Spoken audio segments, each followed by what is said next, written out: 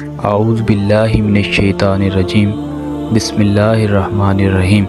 اللہ تبارک و تعالیٰ کے نام سے شروع جو بڑا مہربان اور نہایت رحم کرنے والا ہے۔ پیارے دوستو، دنیا کی تاریخ میں بہت سے ایسے بادشاہ اور فرعون گزرے ہیں جن کے پاس مال و دولت کے بے شمار انبار تھے، لیکن جب بات کی جائے قارون کے خزانے کی تو ان تمام تر بادشاہوں اور فرعونوں کے خزانے قارون کے خزانے کے آگے کچھ بھی نہیں۔ پیارے دوستو، قارون کے پاس کتنا خزانہ تھا اس کا اندازہ اس بات سے لگایا جا سکتا ہے کہ آج کے دور میں تمام دنیا کے مال و دولت اور تمام خزانوں کو جمع کیا جائے اور اس کا موازنہ کیا جائے قارون کے خزانے کے ساتھ تو تمام دنیا کی دولت اور خزانے میں قارون کے خزانے کا ایک معمولی سا حصہ بنتے ہیں، بلکہ قارون کے پاس اس سے بھی کہیں زیادہ مال و دولت اور کہیں زیادہ خزانے تھے۔ پیارے دوستو، حقیقت میں قارون کون تھا اور اس کے پاس اتنا خزانہ آیا کہاں سے، اور پھر اس خزانے کا وبال اس قارون پر کس طرح پڑا، اور اس نے کس طرح اللہ تبارک و تعالیٰ کی نافرمانی کی، اور پھر اللہ تبارک و تعالیٰ نے اس کو کس طرح سے زمین کے اندر اس خزانے کے ساتھ غرق کیا، ان تمام تر سوالات کے جواب آج کی اس ویڈیو میں ہم جانیں گے۔ لہذا آپ سے گزارش ہے کہ ہماری اس ویڈیو کو آخر تک ضرور دیکھیں اور صدقہ جاریہ سمجھ کر دوسرے لوگوں تک ضرور شیئر کریں۔ پیارے دوستو، روایات میں آتا ہے کہ قارون بہت ہی خوبصورت آدمی تھا جو حضرت موسیٰ علیہ السلام کا چچا زاد بھائی تھا۔ وہ بنی اسرائیل میں تورات کا بہت بڑا عالم تھا اور یہ با اخلاق آدمی تھا، لیکن بے شمار مال و دولت کے آتے ہی ایک دم سے بدل گیا اور حضرت موسیٰ علیہ السلام کا بڑا دشمن اور مغرور ہو گیا۔ پیارے دوستو، اس کے پاس اتنا خزانہ تھا کہ 70 اونٹ اس کے خزانے کی چابیاں لے کر چلا کرتے۔ بعض روایات میں آتا ہے کہ قارون لوگوں کو سود پر مال دیا کرتا، جس کے بدلے میں وہ لوگوں سے 2 گنا وصول کیا کرتا تھا۔ اسی طرح آہستہ آہستہ یوں ہی وقت گزرتا گیا اور اس کے پاس کثیر تعداد میں مال و دولت جمع ہو گیا اور یہ مصر کا امیر ترین آدمی بن گیا۔ ادھر جب اللہ تبارک و تعالیٰ نے زکوٰۃ کا حکم نازل کیا تو حضرت موسیٰ علیہ السلام نے اس کو زکوٰۃ دینے کا کہا، تو اس وقت حضرت موسیٰ علیہ السلام کے روبرو یہ عہد کر لیا کہ وہ اپنے تمام خزانوں میں سے 1000واں حصہ زکوٰۃ کا نکالا کرے گا، مگر جب اس نے مال کا حساب لگایا تو یہ ایک بہت ہی بڑی رقم بنتی تھی۔ یہ دیکھ کر قارون پر ایک دم سے لالچ اور کنجوسی کا بھوت سوار ہو گیا، اور نہ صرف اس نے زکوٰۃ سے انکار کر دیا بلکہ بنی اسرائیل کے لوگوں کو بھی بہکانے لگا، اور بنی اسرائیل کے لوگوں کو کہنے لگا کہ حضرت موسیٰ علیہ السلام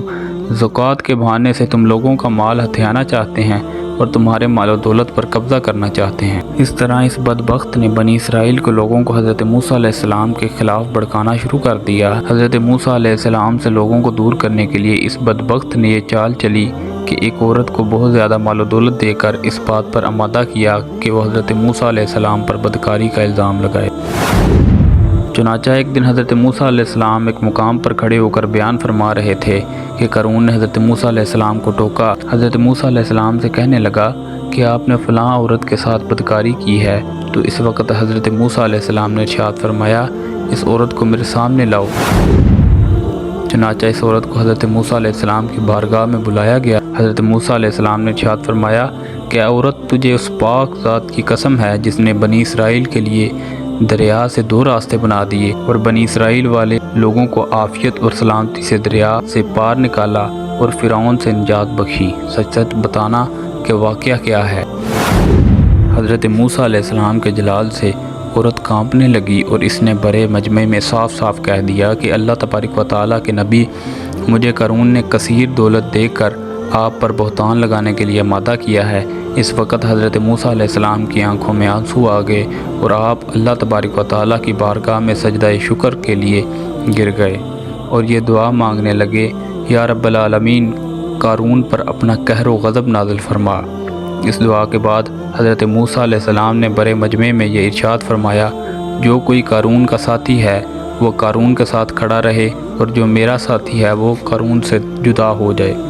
چنانچہ اس وقت 2 افراد کے سوا تمام بنی اسرائیل والے قارون سے الگ ہو گئے، اور پھر حضرت موسیٰ علیہ السلام نے زمین کو حکم دیا کہ اے زمین، تو اس کو پکڑ لے۔ تو اس وقت زمین نے قارون کو ایک دم گھٹنوں تک زمین کے اندر دنسا دیا۔ پھر دوبارہ حضرت موسیٰ علیہ السلام نے زمین سے یہی حکم ارشاد فرمایا تو قارون کمر تک زمین کے اندر دنس گیا۔ یہ منظر دیکھ کر قارون رونے لگا اور التجائیں کرنے لگا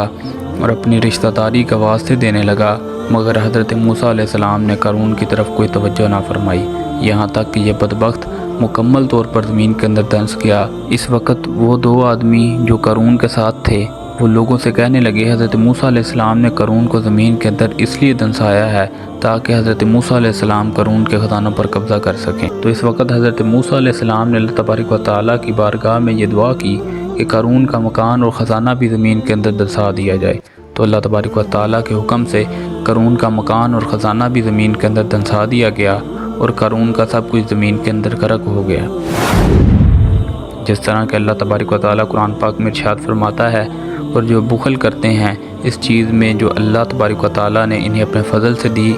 ہرگز اسے اپنے لیے اچھا نہ سمجھے بلکہ وہ ان کے لیے برا ہے۔